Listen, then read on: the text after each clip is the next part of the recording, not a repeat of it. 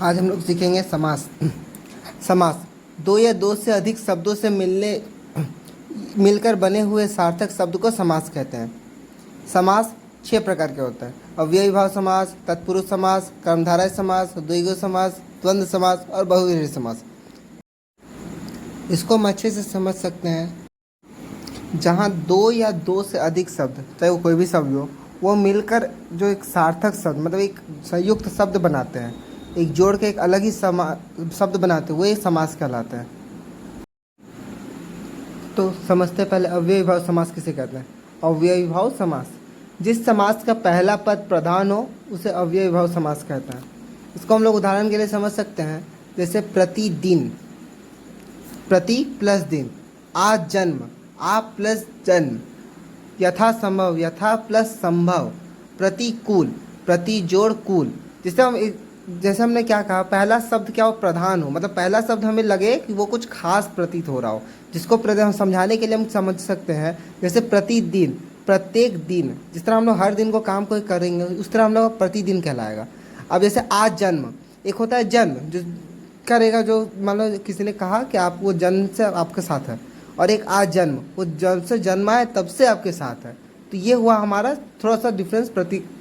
प्रति हम लोग क्या समझ सकते हैं, मतलब जिस समय उसका पहला शब्द प्रधान होता है, जिससे हम लोग प्रति, आ, यथा, प्रति जो हम लोग लगा रहे हैं वो सब क्या हो रहा है, खास हो जा रहा है। इसी तरह से हम लोग अगला समझ सकते हैं, एक ही शब्द का बार बार आना भी अव्ययी भाव समास कहलाता है। अब एक ही शब्द का आना बार बार मतलब, जैसे कि हम समझ सकते हैं हाथों हाथ, दिनों दिन। जैसे कि हम किसी सामान को बाजार में आते हैं, बोलते हैं कि वो सामान हाथों हाथ बिक गया, तुरंत ही बिक गया। तो जिस तरह हमारा वो तुरंत बिकना या फिर हाथों हाथ बिकना, जिस तरह तुरंत लगातार वो बिक जा रहा है, वो हाथों हाथ हमारा तब क्या कहलाएगा, अव्ययी भाव समास कहलाएगा। जैसे दिनों दिन, अब क्या हो रहा है, कोई भी सामान आया, दिनों दिन वो बढ़ते जा रहा है, कोई कंपनी है वो दिन दिन भर अपना ग्रोथ दिखा रही है, वो बढ़ रही है, तो वो क्या कहलाता है, दिनों दिन कहलाता है। मतलब वो लगातार वो बढ़ते जा रही है, रुक नहीं रही है, या तो दिनों दिन कम रही है या कुछ बढ़ रही है। उसी तरह से ये सब हमारा अव्ययी भाव समास के अंदर आता है। हम लोग देख लेते हैं तत्पुरुष समास। कौन सा समास, तत्पुरुष समास। देखो तत्पुरुष समास क्या होता है, जिस समास में दूसरा पद प्रधान होता है। हाँ, जिस समास में दूसरा पद क्या होता है, प्रधान होता है, या दोनों के बीच में एक कारक का चिन्ह लुप्त होता है, वह तत्पुरुष समास कहलाता है। कौन सा समास कहलाता है, तत्पुरुष समास कहलाता है। ठीक है, जैसे उदाहरण के लिए देख लेते हैं हम लोग, राजकुमार, तो राजा का कुमार। जैसे राजपुत्र, राजा का पुत्र। ठीक है, ये अलग अलग है। अब जैसे तुम लोग बोले भैया खाली राजा राजा बता दी, तो आसान आसान हम लोग सबको जानते हैं। ठीक है, तो हम लोग इसको कर सकते हैं पाप मुक्त। जैसे पाप मुक्त, जो जिसको बोलते हैं नहीं, जीवन में जो अपने अपने पाप से मुक्त हो जाता है, वैसे वो कहलाएगा पाप मुक्त, यानी पाप से मुक्त। जैसे पुरुष, हाँ, पापों से मुक्त नहीं, पाप से मुक्त। पाप मुक्त होता है अलग चीज, मतलब अपने पापों से मुक्त है, यानी पाप से मुक्त डायरेक्ट बोल सकते हो उसको, कोई दिक्कत नहीं है, पापों से भी मुक्त हो सकता है। कोई दिक्कत नहीं है। ठीक है, आगे देख लेते हैं हम लोग, क्या है, पुरुषोत्तम। पुरुषोत्तम हो गया पुरुषों में उत्तम। पुरुषोत्तम क्या कहलाया हम लोग का, पुरुषों में उत्तम। अब जैसे इसका एक शॉर्ट ट्रिक हम लोग जान सकते हैं, छोटा सा भाषा जिसको हमेशा याद रखना है, इसमें कारक का चिन्ह लोप रहता है, कारक का लोप रहता है। जैसे कि का, के, से, के लिए, के द्वारा, ये सब जो भी चीज़ है, तो इसमें कारक का जितना भी चिन्ह है सब क्या रहेगा, छुपा हुआ रहेगा। देखो जैसे राजकुमार में छुपा हुआ है, राजपुत्र में छुपा हुआ है, पाप मुक्त में छुपा हुआ है, पुरुषोत्तम में छुपा हुआ है। ये सब ऐसे छुपा रहेगा। ठीक है, उसमें नहीं था, ना उसमें ठीक क्या था, उसमें भूल गया मैं क्या था? जिस तरह, बस तोड़ रहे थे। हाँ, जैसे पुराने वाले में हम लोग क्या कर रहे थे, बस तोड़ सब एक एक भाग को हम क्या कर रहे थे, तोड़ तोड़ के लिख दे रहे थे, हाँ। जिसमें उपसर्ग अलग कर दे रहे थे, बाकी का जो बच के एक सेंटेंस लिख दे रहे थे। रहे थे। हाँ, तो वो हम लोग का हो गया, ये अब समाज। हाँ जो भी हो। ठीक है, तो वो क्लियर हुआ हम लोग का। अब हम लोग देखते हैं ये वाला समझ में आया, कोई दिक्कत है, चल बंद कर, अब इसको हम लोग बंद करते हैं। देखो क्या समाज? 3 नंबर है कर्मधारय समास, जिसका पहला पद विशेषण और दूसरा पद विशेष हो उसे कर्मधारय समास कहते हैं। अब तुम पूछे, अब सबको पूछना है विशेषण क्या होता है। संज्ञा या सर्वनाम के बदले आने वाले शब्द को हम लोग विशेषण कहते हैं। जैसे हम एग्जांपल लेते हैं काली मिर्च, जो जिस चीज़ को हम एक्सप्लेनेशन किए, जैसे हम काली लगाएं, वो गोरा लगाएंगे, पीला लगाएंगे, जैसे नील है। फिर महान है, जैसे हम किसी को बोलेंगे महात्मा गांधी बहुत महान व्यक्ति थे, तो हम महान लगाएं। किसी चीज़ को हम एक्सप्लेनेशन किए, हाँ। उस चीज़ को हम बढ़ाएं, तो वो हो गया हम लोग का विशेषण। और विशेष्य। अब विशेष्य होता है कि हम जिसके बारे में जिसको हम लोग एग्जैक्ट मान, मतलब जिसको हम सच में मान रहे कि हम उसी को बोल रहे हैं। मतलब मिर्च को बोल रहे हैं। हाँ, जैसे कि हम लोग काली मिर्च बोलते हैं, तो जैसे हम काली मिर्च बता रहे हैं, मिर्च है, मिर्च को हम लोग एग्जैक्ट मान रहे हैं, वो हो गया हम लोग का विशेष्य। मतलब विशेषण क्या हो गया? विशेष पदार्थ को जो दिखा रहा है विशेषण महान दिखा रहा है, लेके बोल रहा है, और पदार्थ मतलब विशेष। हाँ, ऐसा बोल सकते हो। विशेषण क्या हुआ? उसका खास चीज, उसका व्यक्तित्व बताया कि वो कैसा है, अच्छा है, काला है, मोटा है, नाटा है, जैसा है वो हुआ। और विशेष क्या हुआ कि हम किसी चीज को, हाँ, किसी चीज को हम जो बता रहे हैं कि वो किस पर्टिकुलर इंसान, मतलब जिस खास व्यक्ति, हाँ, जिस आधार पर जिस व्यक्ति को बता रहे हैं वो व्यक्ति हुआ, या व्यक्ति हुआ, चीज हुआ, वस्तु हुआ, कुछ भी हो सकता है, वो उसमें कोई दिक्कत नहीं। अच्छा, इसका खास काम है, खास कार्य है विशेषण बताना। क्या? विशेषण बताना, इसलिए इसको स्पेशल नोट में हम लोग रखे हैं। जैसे कि हम लोग जैसे बता रहे काली मिर्च, काली है जो मिर्च के बारे में बताया, क्या है वो? काली है। ये सब जो होता है ना, हम लोग कर्मधारय समास में आता है। क्या आता है? कर्मधारय समास। अच्छा, जैसे नील कमल, नीला है जो कमल, ठीक है, कमल हम लोग का हो गया विशेष्य, नीला हम बता उसका विशेषण। समझ में आया? जैसे महात्मा, महान है जो आत्मा, एग्जाम्पल है महात्मा का। किसको बोलते हैं लोग? महात्मा गांधी जी को बोलते हैं। वो तो टाइटल, हाँ, टाइटल नहीं, टाइटल नहीं, उनको उपाधि मिला गया महात्मा का। ठीक है, आगे देख लो। महादेव, महान है जो देव, महादेव हम लोग किसको बोलते हैं?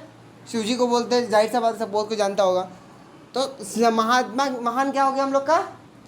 कि हम देवों के देव, यानी जो बहुत बड़े देव हैं। ठीक है, तो वो हो गया हम लोग का महादेव। अब देखो, इसमें तुम लोग का पहले हम समझाए थे, पहला नंबर पे, जैसे कि हम देवों के देव समझाए थे, तो देवों के देव वो हो जाता हम लोग का पहला वाला समास। अब ये है महादेव, नाम एक ही है लेकिन अलग अलग समास में दोनों का डिफरेंस होगा, क्योंकि वो देवों के देव। क्या बोले हम? तो उसमें महादेव लिखा हुआ, उसमें बोलेंगे देवों के देव। नहीं, उसमें महादेव लिखा ही नहीं आएगा। महादेव जब भी तुम्हारा लिखा हुआ आए, यानी कर्मधारय समास।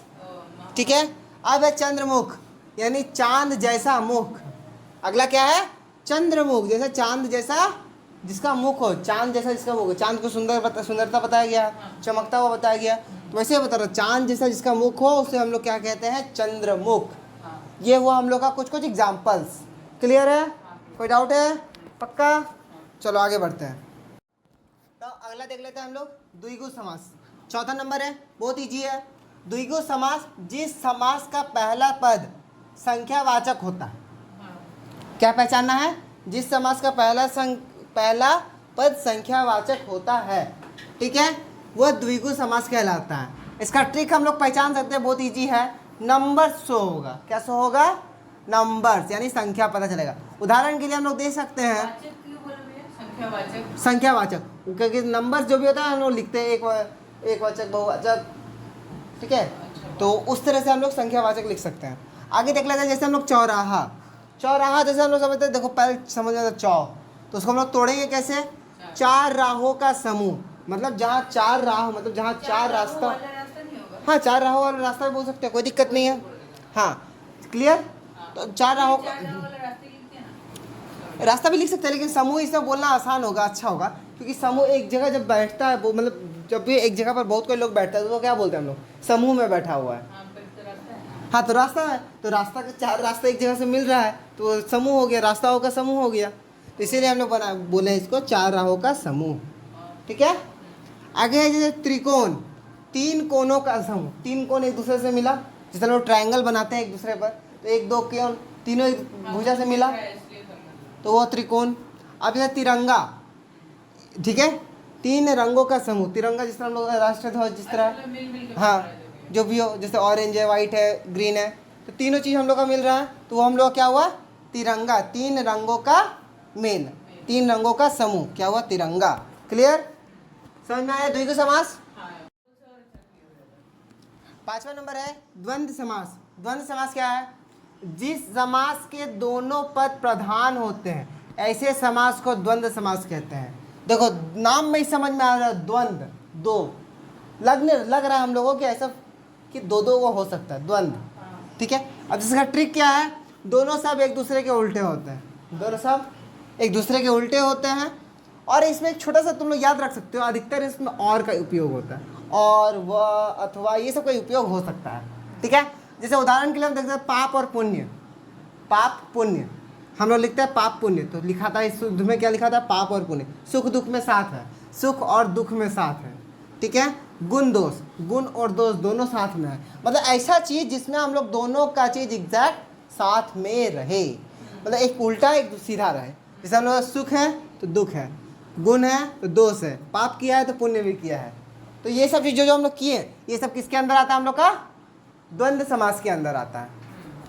क्लियर है? आगे करते हैं हम लोग। चलो आगे देख लेते हैं हम लोग का 6ठा नंबर है बहुव्रीहि समास। ये आसान है, बहुत सिंपल से समझ सकते हैं इसको। जिस समास के दोनों पद अप्रधान हो वह बहुव्रीहि समास कहलाता है। अब इसको इस डेफिनेशन के साथ समझना थोड़ा मुश्किल है, हम लोग इसका छोटा सा ट्रिक के साथ समझ सकते हैं, जिसमें खास देवी देवता का नाम हो या फिर किसी खास लोग अर्थात वीआईपी पर्सन्स के बारे में हमको बताया जाए। ठीक है, जैसे उदाहरण के लिए हम लोग समझ सकते हैं दशानन। ठीक है, 10 मुख है जिसके अर्थात रावण। ठीक है, 10 सिर है जिसके, 10 मुख है जिसके मतलब 10, जिसके 10 सिर है वो दशानन कहलाता है। जैसे कि अर्थात हम लोग क्या लिखते हैं? रावण को। जैसे नीलकंठ, नीला है जिसका कंठ अर्थात VIP पर्सन तो नहीं आएगा इसमें। बता दे रहे हैं, वो भी आएगा, अर्थात शिव जी। जैसे गिरधर, गिर को धारण करने वाले, गिर को कौन धारण करता है? पूरे आसमान को अपना, हाँ गिर को, यानी कि पूरे आसमान को, पूरी धरती को कौन धारण कर सकता है एक बार में? कृष्ण जी। हाँ हाँ हाँ, समझ सकते हो धरती एक तरह का। तो क्या होता है हम लोग का? कृष्ण जी। जो कृष्ण जी क्या कर सकते हैं? एक बार में पूरा विशाल भी रूप ले सकते हैं, एक बार में पूरे छोटे रूप भी ले सकते हैं। क्लियर? अब जैसे महावीर, ठीक है, ये देखो महावीर थोड़ा वीआईपी पर्सन हो गया महावीर। ठीक है, जैसे महान है जो वीर अर्थात महावीर, महान है जो वीर। महावीर लिख दी, जैसे उसमें कृष्ण जी लिखते हैं। हाँ, तो इसमें महावीर एक महावीर ही रहता है, उसमें कोई दिक्कत नहीं। ठीक है, इसको हम लोग छोड़ते हैं, अब इसको हम लोग बंद कर देते हैं। ऐसा बहुत सा कर सकते हैं हम लोग, एक तो प्रधानमंत्री। ठीक है, सभी मंत्रियों के प्रधान कौन? प्रधानमंत्री, वीआईपी पर्सन हुए। क्लियर? राज्य मंत्री, राज्य के मंत्री कौन हुए? प्रधान, वीआईपी पर्सन हुए, राज्य मंत्री। क्लियर? तो ये सब जो हम लोग वीआईपी पर्सन का बात बोले हैं, ये वाला रेयरली आता है केस में हम लोग को। ये जो राज्य मंत्री क्या बोले भैया? क्या राज्य मंत्री क्या बोले? राज्य मंत्री मतलब होम मिनिस्टर इसको बोलते हैं। तो उसको क्या लिखेंगे?